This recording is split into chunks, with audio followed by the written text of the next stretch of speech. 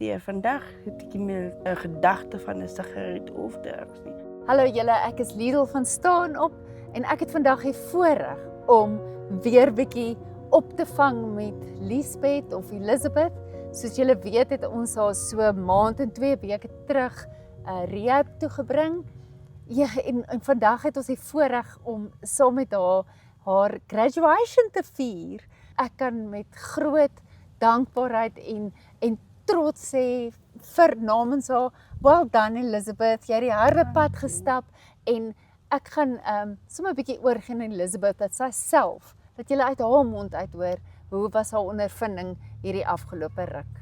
Goeiemiddag, ek is vandag deur na my graduation toe. Het was 'n moeilike pad. Ek het gesukkel om hier te bly, want ek het drugs op my kop en sigarette op my kop, maar ek is deur. Vandag het ek nie meer 'n gedagte van 'n sigaret of drugs nie, maar ek het nog 'n pad om te loop. En met Liesel wat my help, yes, ek sal fyn wees.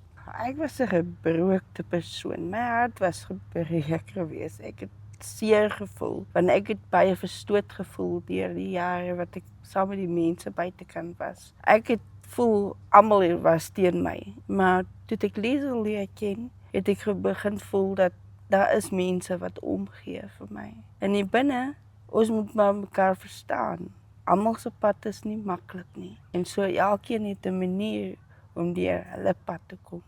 En ek wil dit daarom net sê, sy praat van Liesel, maar dit is nie ek nie.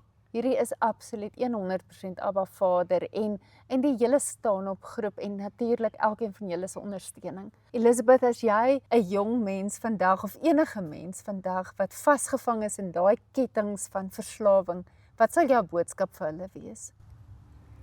Om vas te byt.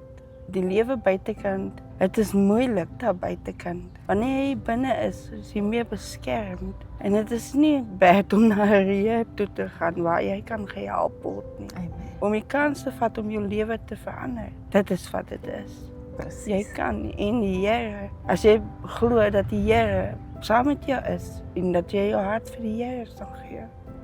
Yes, dan sal jy die gaan. Amen. Jy sal die. Halleluja, halleluja. Elizabeth, ons is dankbaar saam met jou, ons is opgewonde saam met jou. Asseblief, bly vir Elizabeth bid soos ek gevra het. Ons stap hierdie pad saam met jou, Elizabeth.